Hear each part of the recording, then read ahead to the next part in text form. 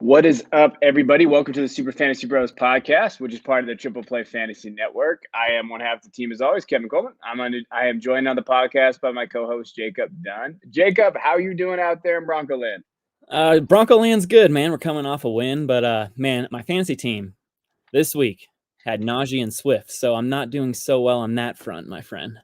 How about you, man? I got a lot of Swift out there and a lot of Waller. So I was actually able to win a match, and I had both those guys because DK Metcalf did nothing. I was going against DK Metcalf, and he had to get 5 points, and I won. So I'm happy with that. That's a bad beat for the man I was playing, but I will take it any way I can. I'm a little depressed as a Cowboys fan. Cowboys have not looked great the last few weeks. I don't know what's going on there. We need to get everybody back healthy. I think that's the key mindset there. So, on today's show, we're going to cover recent news. We're going to break down everything you need to know for Week 13. Go over some reactions, dynasty, redraft, waiver wire, biggest hits and misses. We got a full pack show tonight. Should be a lot of fun. But before we do that, I definitely want to give a shout out to our affiliate, and that's Fantasy Points Media Group and Fantasy Points, and definitely use them and their website. They're my go-to site for everything that I have. The data, the tools, the DFS, it's incredible. Our code is 211010, and right now that's for 10% off. So 211010. On top of that, they're already reducing their price down to 50 or 60% for the season. So if you go check that out, you can get a heck of a discount for some great DFS towards the end of the season and some great college football DFS. It's still kind of going there. So do that. Give it a chance. We'd really appreciate you guys doing that for us.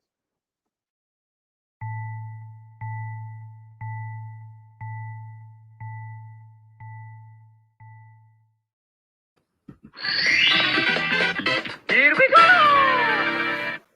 All right, let's dive in. Let's talk about players that disappointed us and stood out to us and go over it. So my guy's Jaylen Waddle. Man, he was my wide receiver 2 coming out of college. I had him as my wide receiver 2. I got some shit for it because I had him ahead of Devonta Smith, who was obviously his teammate, won the Heisman. But I always thought Waddle was special. And a lot of people compared him to Ruggs, and a lot of people said that he was just this game changer, and he's not. He's got some of the best hands in college football. He did last year. He was wide receiver 1 last week, 28.7 fantasy points. Him and Tua look like they are in tune. They look like they're college teammates. They've had that connection for a while. And you know what? Believe it or not, he's wide receiver 10 overall in the season. So when you're looking at him, I thought he stood out. I loved the targets that he got. I loved his ability and he's very, very efficient. So when you watch him play, he's been very efficient this year. And you've noticed that in the games. And I think him and Tua and that connection they have is going on. And you look at it last game against Carolina, he had 10 targets, 9 catches. New York Jets, 9 targets, 8 catches. And realistically, he's one of the most efficient receivers in the game, and he has been consistently this year. The only game that he wasn't that efficient probably would have been Buffalo. But even then, that was one of his worst games of the year. He's going to have those as a rookie. But he's been incredibly efficient. You got to love having money roster. Jaylen Waddle, man.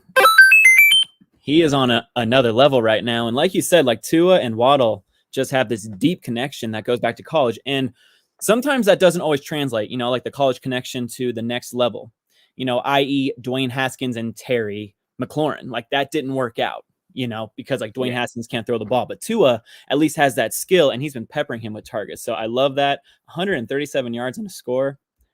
Fantastic day. So my guy that stood out is Okay, is it Cordero or Corderell? Like I always get that mixed up. I always want to say both names at the same time. So I don't even know what to say. But Cordero. I just say Cordero Patterson. Cordero Patterson. I mean, he went from a game time decision to over 100 yards and a score. I mean, he is the first Falcon to go over 100 yards in 22 games. So, it is just insane this season that Patterson is having. It's like going from rags to riches. Like nobody really wanted him, but the Falcons took a shot on him. He's always been a kick returner. And now all of a sudden, like the Falcons are using him, and Patterson is their whole offense. Yeah. All right. He has accounted for 41% of the Falcons' touchdowns this year, which is incredible. So if you picked him up at the beginning of the year, he is definitely waiver wire pick of the year. No, I think so too. I had him in Dynasty, and my league is notoriously they don't trade. It's kind of a pain in the ass. It's hard to get guys to kind of move. But I moved him for Darnell Mooney and a second. Okay. And the second's going to be pretty early in 2023 class, which I liked. but you could probably get more for him depending on where the roster's at. I moved him early. I think Mooney's could be realistically a solid wide receiver too, and I think Patterson, like you said, he's done great this year. But do we expect this moving forward? I think that's the thing with Patterson from a dynasty perspective. Yeah. Like that team's awful. They're gonna probably draft a running back. They probably should have drafted a running back last year. So realistically, what do you see from him? But no, you're right. That guy's been used all over the field. Like and Matt Ryan's inconsistency to throw it deep helps him because it's there. So no, give him a shout out. I like that. I like that a lot. Now my guy that I don't know. He definitely disappointed. That'd be Elijah Moore. Wide receiver 39, 9 points. I started him in a couple leagues because I think you had to, right? I think there was some question marks about Zach Wilson coming back. Yeah. That's a real thing now, but he had 8 targets. It wasn't like he didn't get targeted. So he did have 8 targets, which is tied for second most on his season. 46 yards. He didn't score a touchdown, which we've seen him in the past. He had scored 4 touchdowns in the previous 3 games combined. I still think I like the targets, right? And I think that game script was weird. Zach got hurt again. Do you have concern with Zach in this league with Elijah? Unfortunately, for the rest of the year, I do, because I think that Zach Wilson still needs the rest of this season and the offseason next year. I had a decision to make last Sunday. I was going to start Jamison Crowder or wide receiver X, and I was leaning towards Crowder until Zach Wilson got the nod, and I just can't trust Wilson. I can't trust the pass catchers until Wilson just gets some more experience. So it's unfortunate, but I personally can't trust to start more unless the matchup is friendly. Yeah, no, I think that's fair. I think that's a fair, comp there. Again, though, when you look at what he did, he at least had 8 targets, and the next closest was Ryan Griffin. So that's a tight end that no one knows about. He had 4, so he got the targets. It's just, you're looking at him. I basically treat him as a wide receiver 3/4. So it just really depends on how deep your leagues are, where you're at. But to me, that's his ceiling right now as a wide receiver 3, which is unfortunate, especially for the last few weeks that we saw. Because he was wide receiver 2 overall the last 3 weeks before that. Yeah, exactly. So I'm going to go over to 2 guys right now that I just have to give a shout out that just destroyed my fantasy teams this week. And that is Naji Harris and Nick Chubb. Yeah. I mean, come on. Not great, Bob. I mean, these 2 backs were solid top 10 backs this week. All right. With some great matchups. Naji in Cincinnati, Nick Chubb. I don't get it. So Naji Harris had 8 rushes for 23 yards and 3 catches for 14 yards, 37 total yards, and Nick Chubb at 39 total yards. I mean, this has to be an outlier week. Now, the Steelers' offense looked anemic. They looked awful. So I am a tiny bit worried about Naji Harris, but I still love that volume that he's getting. So I'm not worried about Naji Harris, and I'm also not worried about Nick Chubb. I think these are outlier weeks. It's just if you had them, you feel my pain, and you most likely lost this week, and I'm sorry. Yeah, I mean, I have a Chubb share out there. I have a ton of Hunt. I didn't start Hunt in any league because I was nervous. I didn't know how that would work. Sure. And I understand if you did, you probably unfortunate you had to. But when you have Hunt, you have Chubb, Naji, these guys, they just didn't look good. It just did not. The game script looked bad. The offensive line for both these guys, they keep getting hurt. And I think that's something to keep an eye on for the Browns. That offensive line's banged up. They lost another guy this last week. That's realistically with Chubb. He just didn't get the volume either. You know what? Stefanski's really struggled this year. Yeah, he has. He has, man. He doesn't know what type of offense to run. Is he going to just pound the rock? Is he going to let Baker do? It's very confusing to watch the Browns this year, and it shows. It's awful. It's interesting to say the least. And it's definitely going to hurt your teams going down the stretch, especially with Baker. Baker's banged up like he is. Definitely you got to stack him in the box. I think your best case scenario would be for if you have one of those running backs is that they go to Keenum, right? And they move on, and that might help you in terms of that. But right now it's not the greatest assets to have right there. So that's a good call there. Let's go to some waiver wire ads. So let's talk about this. Waiver, It depends. I know we got some stuff on social media like, oh, those guys are already picked up, but maybe not. Maybe not in leagues that you had. And to be honest, like we don't know what kind of league you guys play in. So Jacob, who do you got? So first up on my list is Chuba Hubbard. All right.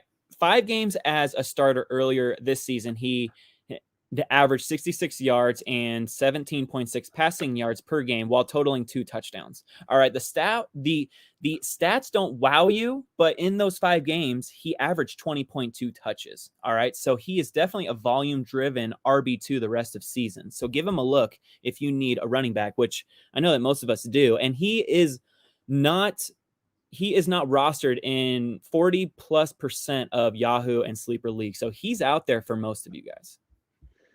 Yeah, so I want to know your opinion here. So Hubbard's out there, and then Alexander Madison, and you were nice enough to let me have him. If he's still out there, you're obviously going to get him. He's a running back too going forward, as long as Cook's out. And the last time I heard is Cook's out for at least 2 weeks and maybe longer. Yeah. So Madison, if he's on the roster, that's great. If not, let's say both of these guys in a vacuum are out there. Who would you rather have? Alexander Madison, 100%. I was surprised that you let me go first because it almost makes it seem like Hubbard's the preferred option.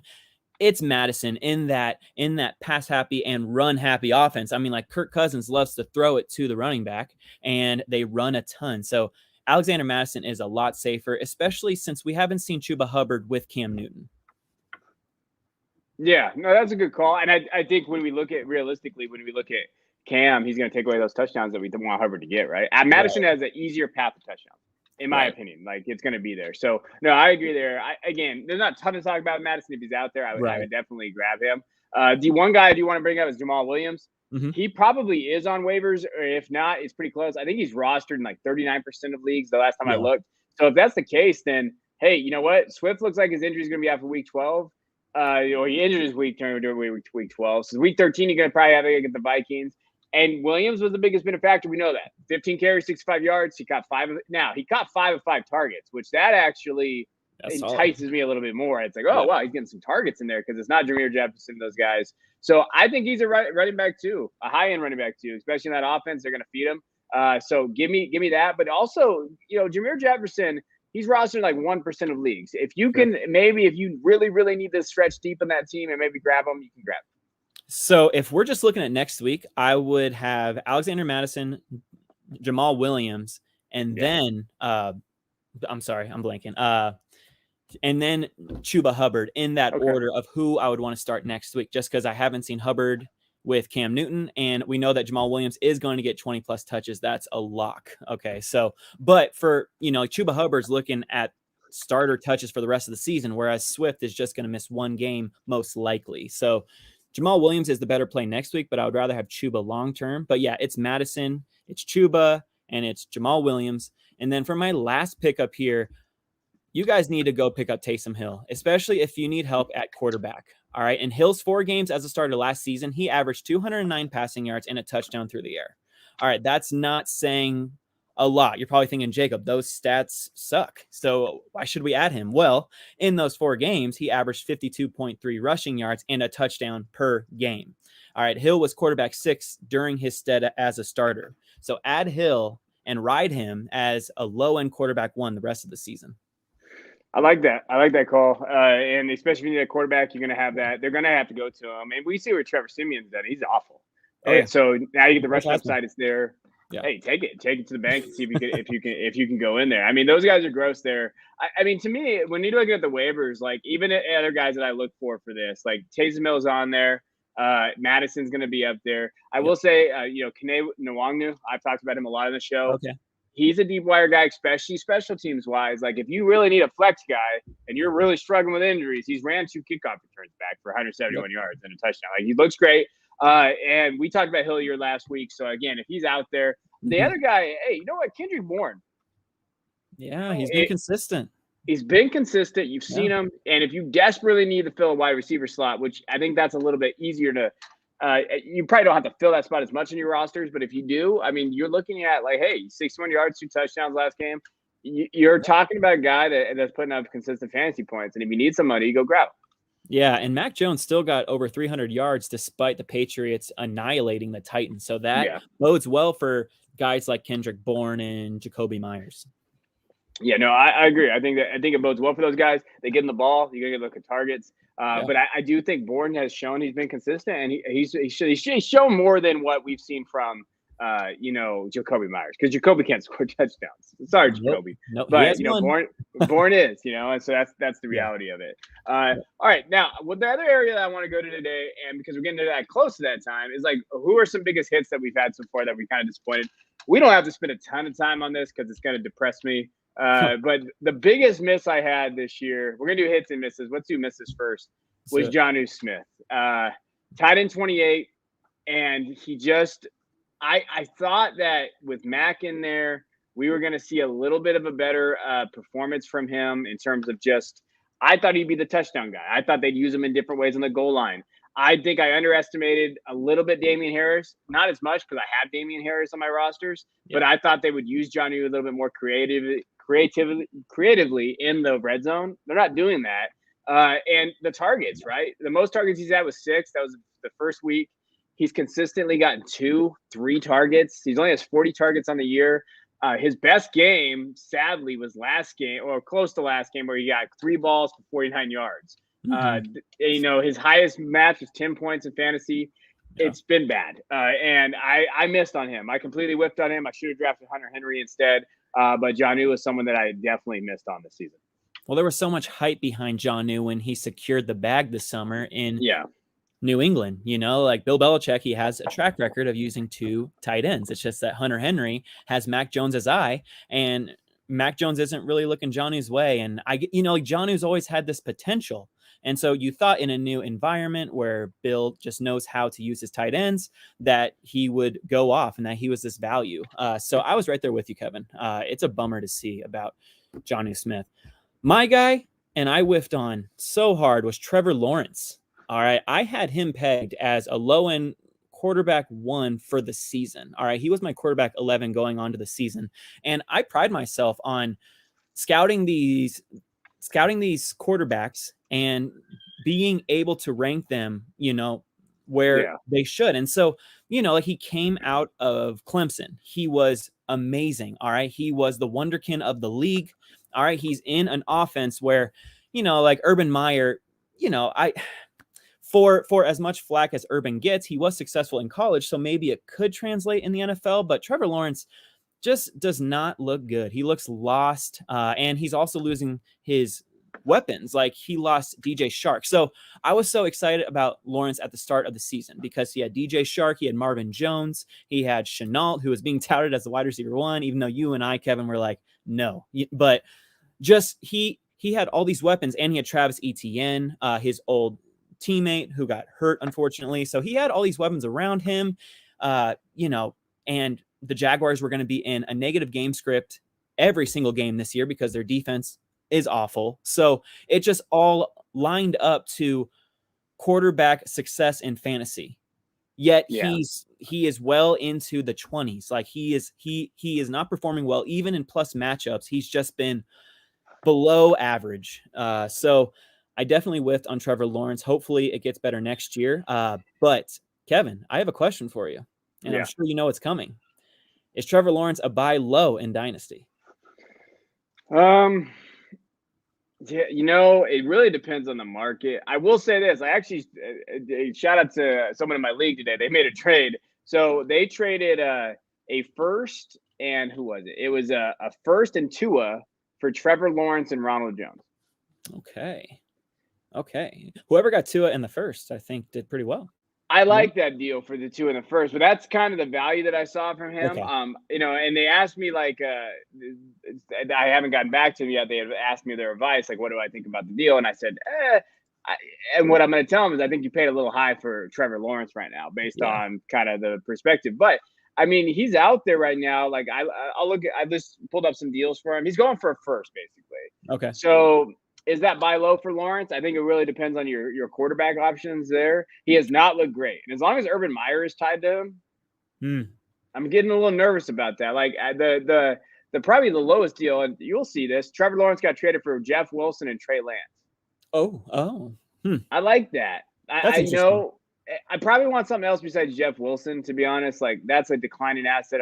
Give me a second in Trey Lance or something like that. Yeah. and then you get Trey, you get that upside there. And I think we've come to a point where these rookie quarterbacks have definitely not hit their peak for fantasy value, but they obviously haven't played very well either. Like Mac Jones is the QB1 right now, right? Which is he? Like probably not based on value, but he has played. You can't discount what he's played. So I think that it depends on what you want to go. If you can go give him for a first, which he wasn't going for that earlier. Yeah, I think you could go grab him and you can do it. But he's going for a first, so that's really where you got to stand. And if you feel like a first and Tua is what you want, then okay.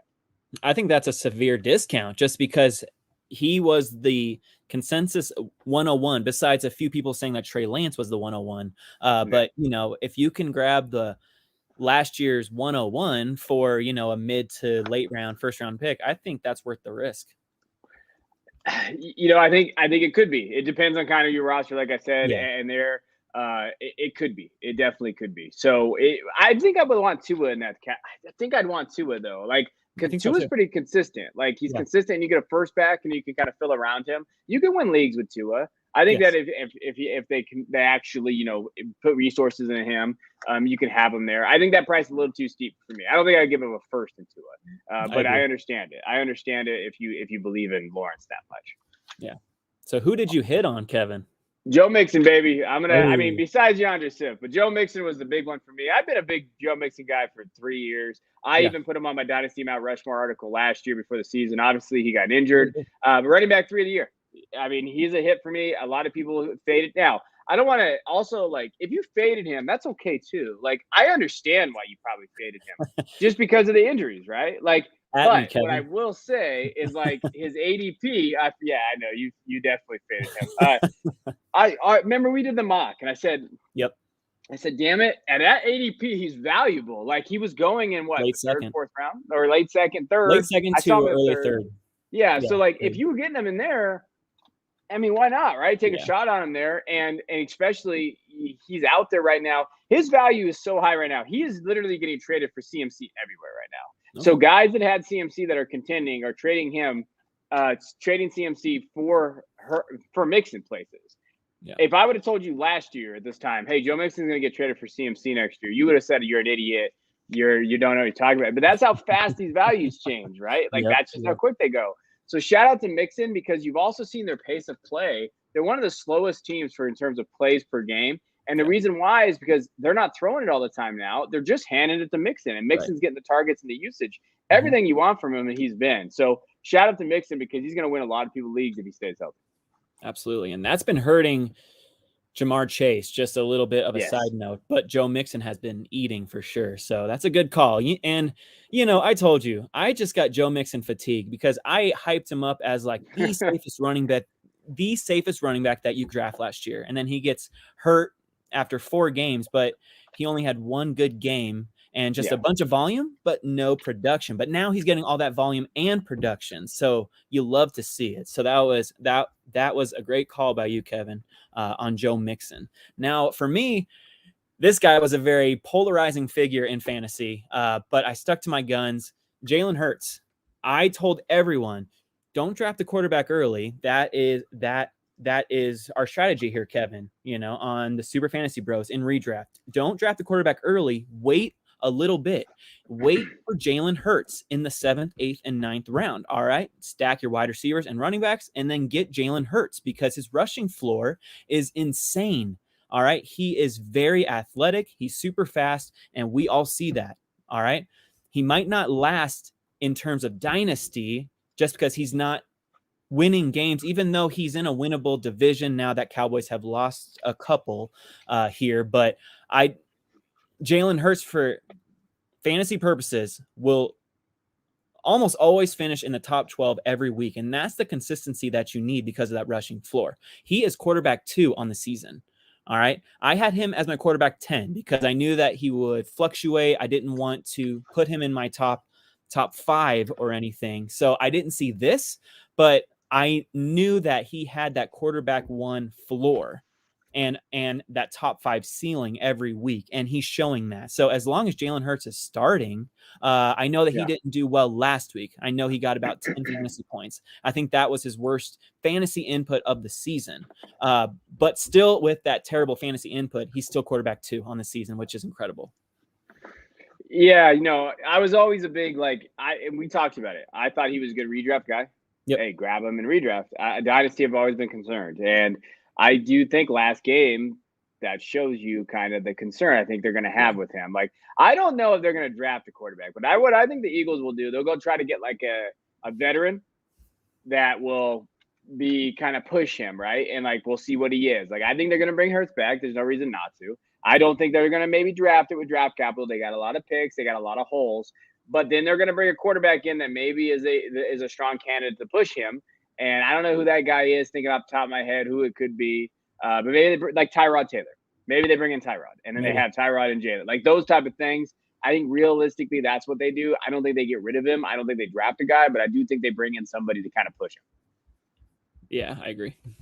But hey, in redraft, hey, good job. You drafted that guy. He's killing it. So yeah, that's a great call, buddy. I mean, that was a good call. If you got him, you're probably pretty close to winning your league, depending on where you're at. And really, I mean, he's probably more valuable than Kyler right now, just because Kyler can't get on the field. Availability is the best ability, my man. Availability is the best ability. I don't know if I've ever heard that, but I like it. All right, let's go to some start sits that we like. It's just some sneaky start sits, not we're not talking about like guys that you, of course, like obvious starters, obvious sits. So I'm going on a limb on mine. I decided I'm going to go on a limb on my quarterback. I'm starting Zach Wilson this week. If he's healthy, if he's rolling, he's playing the Eagles. I do think that we're going to see I think that the Eagles will play aggressive. And I think that they can get it out to their guys in space. I think Elijah Moore is going to have a big game. Okay. So I'm gonna stack these guys as well. So like my wide receiver start is going to be Elijah Moore. I think we're gonna see a big game out of both those guys. That's a ballsy pick, but hey, they are at home. They're home. Yes. So they're home. At home, Zach Wilson's coming off. I mean, he had that rushing score late last game, so maybe that gave him some confidence. I like the call. Very ballsy. So yeah, man, I'll be watching that very closely, Kevin. So my sneaky sit at quarterback is Russell Wilson. All right, Russell Wilson, this one hurts. All right, I'm a huge Russ fan, always have been ever since he entered the NFL in the 3rd round. All right, since coming back, Wilson is averaging just 205 passing yards with 2 total touchdowns in 3 games while throwing 2 picks. All right, he's only the quarterback 17 over the last 3 weeks. All right, Russ is not cooking. All right, the stove is off. No way that you can trust him, especially with the Seahawks at 3-8, and their season is likely over. So, you can tell that Russell is playing through this finger injury, but that he was rushed back because it's like the Seahawks need to win or else their playoff chances are dwindling. And Russell did his best, and he's throwing a lot of short passes, which is to the detriment of Lockett and Metcalf. But you just can't trust Russell as a quarterback one the rest of the season until he proves it. But I don't think it gets any better. I think maybe he sneaks into the quarterback one, like the low end, a few games for the rest of the season. But this week, the 49ers have been stingy against the quarterbacks over the past 3 weeks, allowing just 12.3 fantasy points per game. All right. So Russell shouldn't be trusted as anything more than a middling quarterback 2 this week. Yeah, it's disappointing because San Francisco is actually a good matchup for Russ. Russ plays pretty well against San Francisco, historically, like what we've seen. It's not like the Rams, like he does play somewhat terrible against the Rams when you see, but historically, like he plays. Usually, you could get a 17 to 20 point game out of him. And I think last year he threw for, I want to say 4 touchdowns in a game against them too. So, historically he's been there. I mean, this year he played against San Francisco week 4 and they won. He had 2 touchdowns, only 149 yards, so nothing great, but he did have a rushing touchdown. It's probably his second best game of the year, but you're right. Like that injury changes a lot. Right. He does not look the same. And he does not look like a guy that he's not Russ, right? So I do think he's a QB2 basically in there. I don't like. I think San Francisco's playing better. That defensive line, that offensive line looks bad for Seattle right now. So, I agree. I think sitting Russ, if you have that option, I think you would go there. I agree. Yeah, I mean, if you have that option, but I think you do have that option if Taysom Hill is out there. Just saying. So you would take Taysom Hill over Russ, huh? 100%, I would. Look at you. Look at you. See, this is we got some balls on this show. So you're Let's gonna go. go start Zach Wilson, Elijah Moore, and Okay. Taysom Hill over Russ. This is what we're gonna be looking at. Let it ride. Let it ride, baby. Now my running back up for this week is David Montgomery. I think David Montgomery, when you look at what he's going to be able to do, he's got Arizona, and I do think that you're going to see there. Arizona's been okay. The matchup's not amazing based on the paper and everything there. Right. It's going to be a cold game and rainy / snowy. So I do think that you're going to see that volume on the ground a little bit more. I think that this is the game that we see Monty coming back and having a good game. I know in PPR he's been kind of a disappointment, obviously, since he got hurt. He hasn't had a great year this year, just based on the injuries and coming back kind of slow and those things. But I'm gonna, like I said, I'm having balls this week. I'm gonna take Monty versus Arizona. I think that you start him. I think he's gonna finish as a running back 13 to 14, somewhere in there.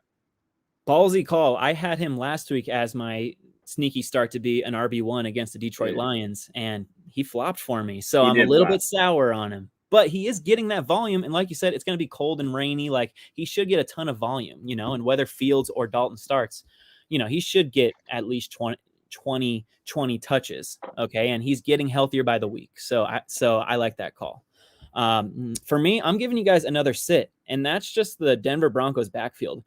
Javonte Williams and Melvin Gordon. All right. Broncos go from facing a run-friendly defense in the Chargers to a surprisingly stingy run defense in the Kansas City Chiefs. All right, over the past 3 weeks, Kansas City has faced 3 teams who employ 2 running backs. All right, that's the Packers, the Raiders, and the Cowboys. Against Green Bay, A.J. Dillon had 11 fantasy points. Aaron Jones had 5.3 fantasy points. Against Las Vegas, Josh Jacobs had 6 fantasy points. Drake had 4 fantasy points. And against Dallas, Zeke had 9.8 fantasy points and Pollard had 8. And that's kind of how I see this shaking out, as long as Gordon is healthy. I know that Gordon left the game early last week, but he returned. Now, if his injury is worse than initially thought, then it's Javonte's backfield. And of course, you're starting him as a low end RB1, high end RB2.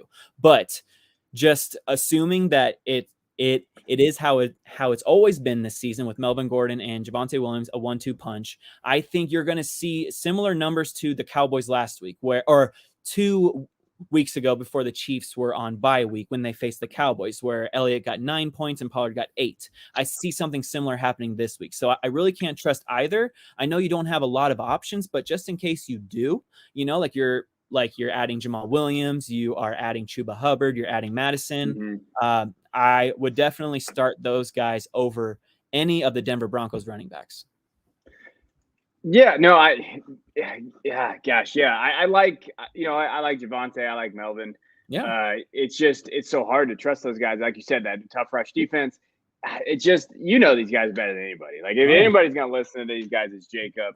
I don't like to give Jacob too much praise, but that is a true statement. That's a true statement there. But with the Broncos there, I just kind of want them to re-sign Melvin and watch fantasy Twitter just get all. Oh man, they would lose their minds, dude. Don't even speak it into existence right now. That's scary. I mean, it could happen, right?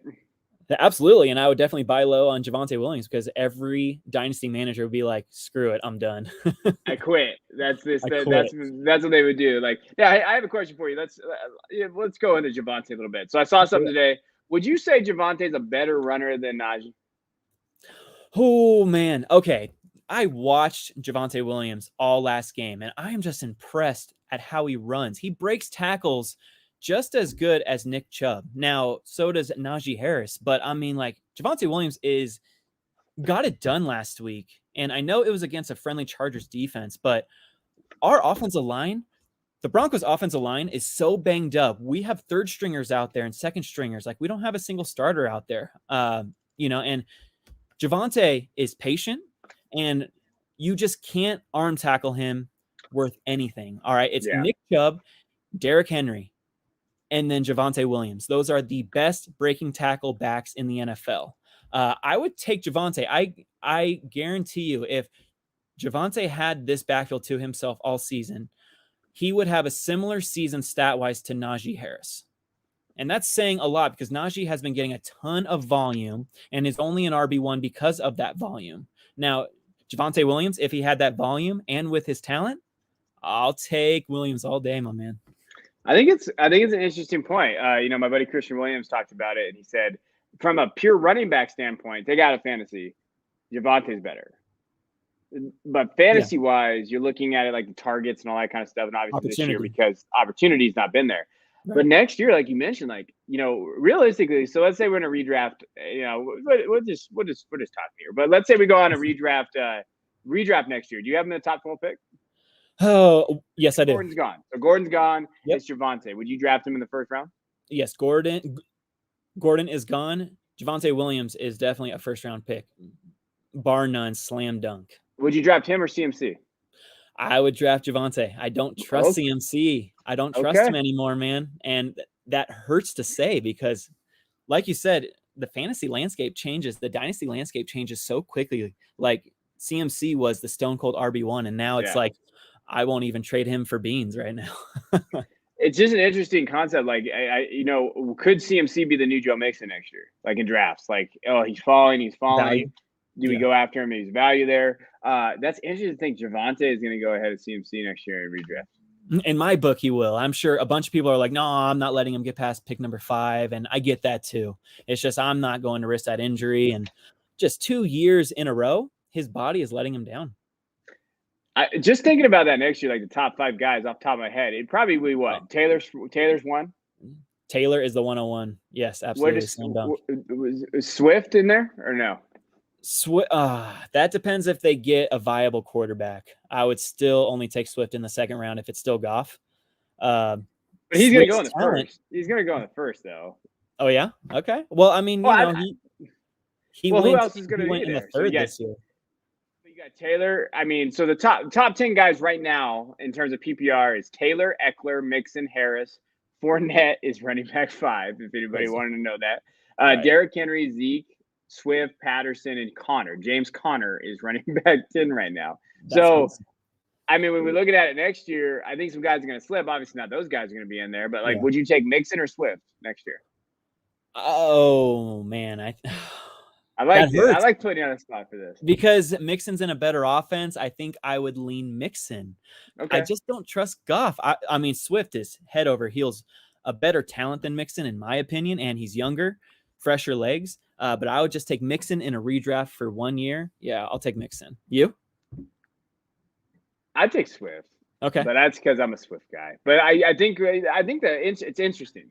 Redraft next year is going to be interesting because I think that there's a lot of guys in there. Like Cook is going to be Zeke this year. Like I think that's how it's going to be looking at. Like I think there's going to be like he's older, he's injury prone. Like hey, do we reach on him or not? Like I do think that there's some guys in that Kamara. He's been injured. I was just going to say Kamara, Cook, and CMC, all top 3, all question marks right now. Yeah, Derrick Henry, that injury's legit. That foot injury, right, and he's getting older. The shift. It's going to be the shift. So. All right, I got us off topic if we're good enough. But yeah, Javonte Williams, Melvin Gordon, Sid obviously go there. My wide receiver, I kind of talked about Elijah Moore. Start him. I think that they're going to have a good connection there. I think Elijah Moore can get back into that top 15 range for wide receivers. Who's your wide receiver? I'm going to go with Brandon Ayuk at Seattle. All right, with Debo expected to miss at least this week, Ayuk becomes the de facto wide receiver 1 in San Fran. All right, over the past 2 weeks, Ayuk is averaging 5 catches for 88 yards and has a score during that span. So I think he's a rock solid wide receiver 2 with wide receiver 1 upside this week. And we've also seen what Ayuk can do when he is the de facto wide receiver 1. Last year, he balled out. So I think that he's looking at a lot of opportunity this week with Debo out. Okay. Yeah. Ayuk, baby. I never gave up on Ayuk. You're my guy, Ayuk. I wrote about you being a dynasty buy for Fantasy Pros like 2 weeks in a row. You're my dude. I appreciate you for not letting me down. All right, let's go to tight ends. I'm going to go Jared Cook. I think he's going to – I put him down as a start for me. And, again, the tight end position, like we mentioned, is, it's there. You have to play somebody. Right. I think Kelsey and Mark Andrews have been great. I think Mark Andrews has been great this year. Yeah. So if you held on to Mark Andrews, that's great. And then after that, so Kelsey has 183 PPR points. Andrews has 170. And the tight end 3, which is Hawkinson, who has not had a good year, is 130. That's crazy because I own Hawkinson, and he has been maddening. Like, he got lucky with that touchdown last week, but, man, he's been frustrating. I have Swift and Hawkinson on the same team, and It's been frustrating to say the least. It's been some highs and mostly lows. But my tight end this week is Gerald Everett. You picked Everett last week, Kevin, as your sneaky start.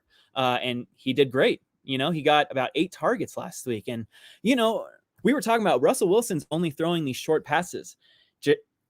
And Gerald Everett is benefiting. All right. Yes, he is. Yes, he is. Since Russ's return, Everett is averaging 7 targets a game and has turned that into 5.1 catches for 46 yards per game. All right. Russ is throwing a lot shorter, like we just said, these days as he heals from that finger surgery. So Everett is benefiting after only averaging 2.8 targets for the first half of the season. Now he's averaging 7 targets over the past 3 games. All right, so Everett can be started as a tight end 2 with confidence this week. Yeah, hey, especially with that position, like we're talking about sneaky guys here. That's what I said last week. I said, hey, he's going to get those targets, right? And you're going to see that, and he could be a sneaky guy who scores a touchdown, and that's what we had. So, yeah, I like Everett there. Is it crazy to think I like Everett more than Metcalf? It is not crazy at all because Metcalf is a burner downfield and Russell isn't throwing it downfield. Do you sit Metcalf? It is so hard. You know what's crazy? One of my leagues straight up dropped him. And I had the number 1 waiver. And it's like, well, if I pick him up, I guess I have to start him because I have Debo, So it's like I would rather take that chance because Debo's out. But it's tough, man, because he's just not getting the targets. And like when he is getting the target, like Russ is overthrowing him. Like just doesn't look good, So it's tough, right? Because I mean, these are money weeks. These 2 weeks are money weeks. Right. You gotta win these 2 weeks, like especially if you're in that fight. Do you trust Metcalf? That's and do you trust but again, I know it's based on rosters and stuff, but hey, who would you start here? This is a fun one. Metcalf or Renfrow? I'm still starting Metcalf. I still think he has that low end wide receiver too, but I love Renfrow. Renfrow has been awesome. I've been starting him in one of my half PPR leagues, and he's been cashing in for me. Yeah. But I still need, I just can't bench Metcalf for Renfrow. That just seems wrong.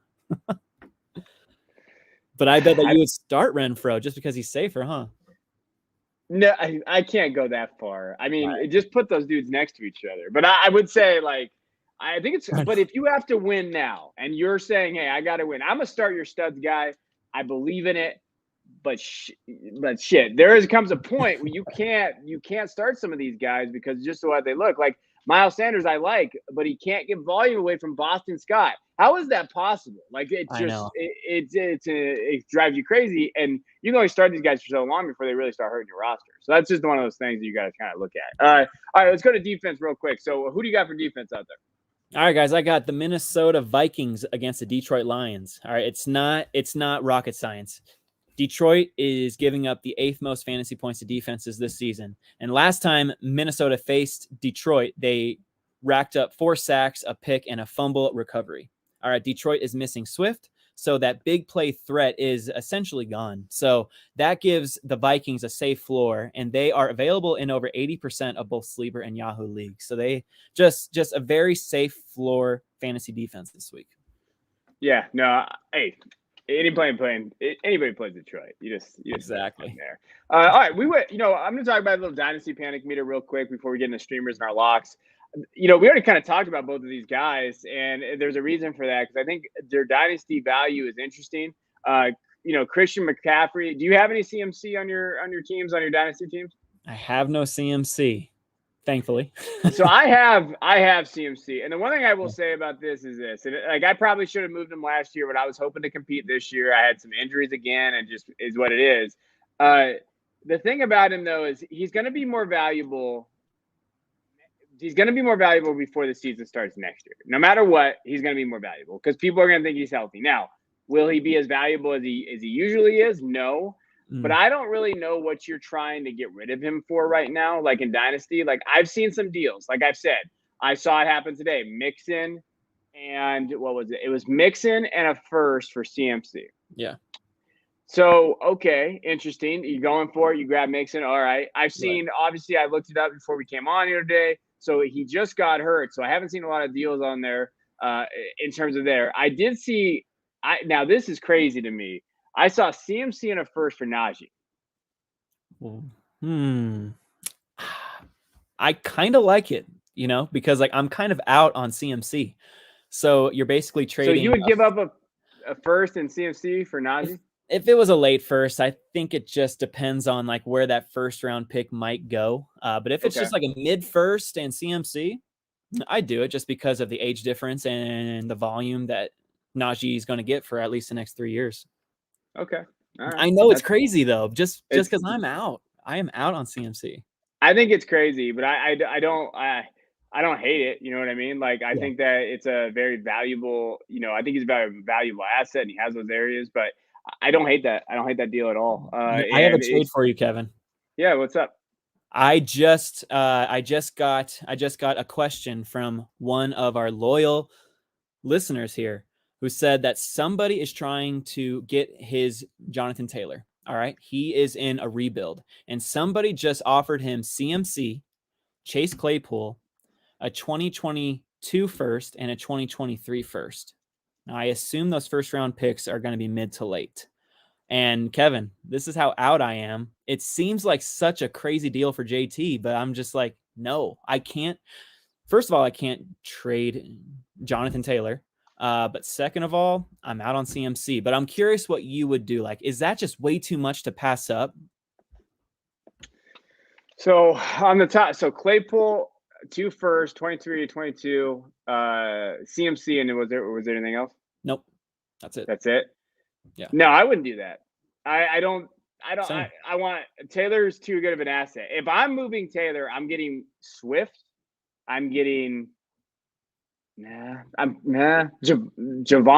and added something to there. Yes. And that, you know what, to me, like those are the only 2 guys that I think, to me personally, if I'm rebuilding, so if he's in a rebuild, those are the 2 guys I want to rebuild around. Give me Swift, give me Javonte, because I think they have 2 to 3 more years of valuable dynasty assets there. And then give me get a first or something in that area. I don't think I'd do it for CMC. I personally don't think I would, because the injury is real. I mean, they ran him into the ground 2 years ago. He had so many carries. His usage was out of this world. I'm not moving Taylor unless I'm getting one of those 2 guys back. In my opinion, I want Swift, or I want, like I talked about, those guys. So those are the guys that I would go for. That's kind of my bar. Swift, Javonte, those guys, and I want some assets back. Right, for a Jonathan Taylor, who is the number 1 running back. By a lot, guys. Right. Like I think you guys need to realize, like, I know he had that big game and everything there, but to me, he's a dynasty running back 1 by a lot. I mean, realistically, there's 3 guys that scored 200 points this year. Mixon's at 215. Eckler is at 242 at PPR format. So that's, Eckler's been great, but dynasty asset to me, he's too old. So to me, he's not too old, but to everybody who plays dynasty, he's that freaking dinosaur. And then Jonathan Taylor's at 284. Yeah. So he's 40 points ahead of everybody else there. I know he's played an extra game. But, when you're looking at that other list, I mean, who are you going to trade him for? Like, I think it has to be Swift. It has to be Javonte. You could say Harris, depending on if you like Harris or not. I'm not a big Harris guy. I think he's fine. I just think, like we talked about here, he's older. He's got 1 contract. Give me 2 years. So if you're going to rebuild, I only want Harris for 1 more year. I respect that. So going back to CMC, are you officially panicking? Are you trying to sell him for what you can, or are you holding? I'm going to hold till training camp, and then I'll sell him. Like, I'm going to hold and get his value. You might be able to get a first and some other guys. He looks good. Okay. Maybe someone drops in rookie drafts. You're like, hey, I can use this to go get him, a guy that I want, or get a first. And so one of my things I'm going to be doing in my league is I'm going to be looking for – so it's a 16-team league. So what I want to do is I'm going to try to find a way to either get a first this year, maybe a late first, maybe someone drops a running back that I really like or something like that, and get a 2023 first next year. So try to bridge those gaps and like attack it that way. That's my mindset of how I'm going to do it. Don't move him yet. Me personally, I don't think it's time. I respect that. And then, we don't really talk about Russ. The thing about Russell Wilson for a dynasty asset, I think he's going to be fine because he's going to be playing somewhere next year. And it's not going to be in Seattle. It's going to be in Denver. It's going to be somewhere that is going to be good. We all know Denver's going to go after quarterback. They have to. They re-signed their offense. They're going after a quarterback. Who's it going to be? I don't know. But it could be these guys that they jump into. I think they're going to go after Aaron Rodgers because they have a ton of cap room. But I do think Russell's going to go somewhere else. So I'm holding him. if you could buy low on him right now, let's say you're a rebuilding team. I did see someone trade Kirk Cousins for him. So it's Kirk Cousins in a second for Russ. Wow. And I think the reality was they're probably going for it, and I think Kirk Cousins down the stretch would do better. If you can flip that to Russell Wilson, give me that all day because the value is going to be there. Yeah, I love that, man. I would love the Denver Broncos to right their wrong because they passed up on Russell Wilson in the draft to draft Brock Osweiler. Y'all remember that guy? Yeah. We passed up on Russell for that guy. So if we can right our wrongs and get Russell, that would be huge. But that's kind of like a pipe dream for me right now. I'd like to shout you guys out because we wanted Brock Osweiler at the Cowboys, and you guys moved up and get him. So congratulations. I'm here for you. So all right. So those are kind of our dynasty panic. Give us your streamers. All right, my streamers for this week. I got Taysom Hill versus the Dallas Cowboys. All right, Hill is far and away my favorite streamer this week. And this is not a knock on the Dallas Cowboys defense. All right, as I said earlier, in the 4 games that Taysom Hill started last year, he averaged 52.3 rushing yards and a rushing touchdown per game. Hill was quarterback 6 overall during his 4 games as the starter last year. All right, and Dallas, even though so Dallas bounced back last week offensively. All right. They scored 33 points on Thanksgiving, and that was without Amari Cooper and CeeDee Lamb. All right. Like CeeDee is expected back this week, while Cooper is kind of on the fence. They're not sure if he'll play or not. But even if he doesn't, Dak is back. That Cowboys offense is back. Like whether Zeke has that full workload or not, the Dallas Cowboys are going to manufacture points, which is going to make Taysom Hill run even more or, try to pass, but his fantasy money is in his legs. Okay. So Taysom Hill is a locked in quarterback 1 this week at home. And my second streamer this week is Tunga Viola versus the New York Giants. All right. Tua is quarterback 14 since returning from injury 3 weeks ago. Over the last 3 games, the New York Giants have given up an 8th worst 243.7 passing yards per game. Plus, the New York Giants pass defense has been very generous on the road, allowing a 2nd worst 287.6 passing yards per game. So Tua should be a safe floor quarterback 2 at home, especially considering his special connection with Jaylen Waddle and possible return of Devontae Parker. Yeah, and hey, give me Tua all day. I think he was a good buy low too. Going through there. I don't know about the Taysom. Yeah, I think you just hate my Dallas Cowboys. I think that's not it, man. Jacob just always picking on my Dallas Cowboys here. Probably Cowboys for good reason. Defense has been great this year. We have not been great. They've been great. They just weren't good last week, but they've been good this year. In like last year they were terrible, but last year they were terrible. But this year they've been so much better than I thought. I also think they were so bad last year that we kind of propped them up a little bit too much this year. And then now it's like, let's come back to the meeting here. All right, let's go to our locks of the week. That's fair. My lock of the week is a guy that hasn't done amazing this year, according to like people who drafted him at his complete ceiling. That's right. Kyle Pitts. I'm going to be I'll be honest. Like, when you've seen him the last couple of weeks, he's had 5, 4, 10, 9, 3 fantasy points the last 5 weeks. He had that big game in Miami when they played in London, and that was okay. Or excuse me, the Jets, and then he came back against Miami the next week. So he had 2 big weeks. I think against Tampa Bay, I think that secondary is in for that secondary is not very good. I do think that they're going to use him all the way out around the field. If Brian would target him, I think that we see. I think he can get to 10 targets, and I think he can catch 8 passes, and I think that he's going to have a tight end 5 week, tight end 1, tight end 5. Okay, I can definitely see that. I mean, like Pitts is due. He hasn't had a good game since London, like you said in week 7. So I am here for that call. And for my lock of the week, I got Elijah Mitchell at Seattle. All right. Okay. Mitchell returned last week to tote the rock 27 times for 133 yards and a score.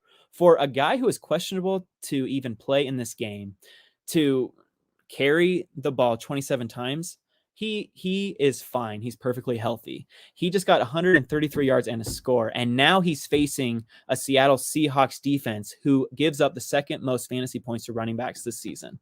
All right, with Deebo Samuel out, you don't like Mitchell fantasy managers don't, they don't have to worry about Debo taking some carries from him. This is going to be the Elijah Mitchell show this week. So he's my lock to finish as an RB1.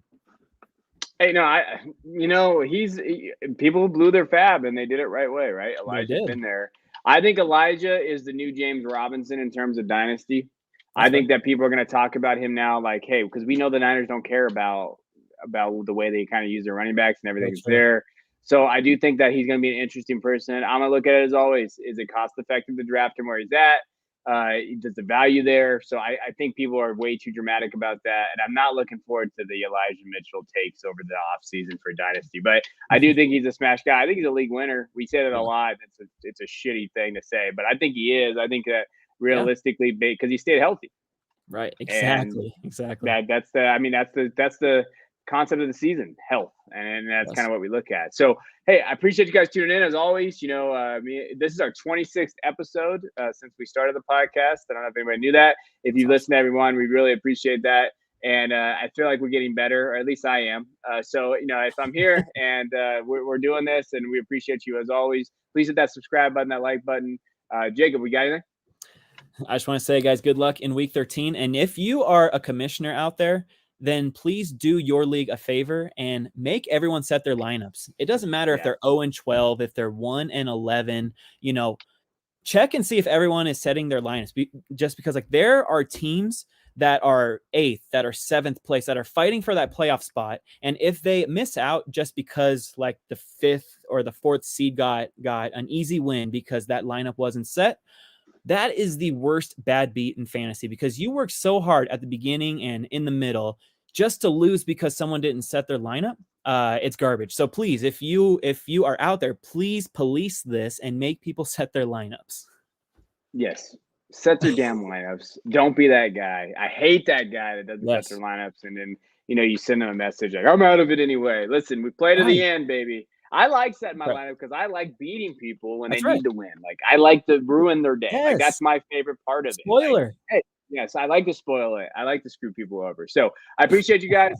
As always, we'll be here next Tuesday. And if you listen on the pod, you always check us out Tuesday night. It'll be uploaded. So we appreciate you guys, and we'll see you guys later.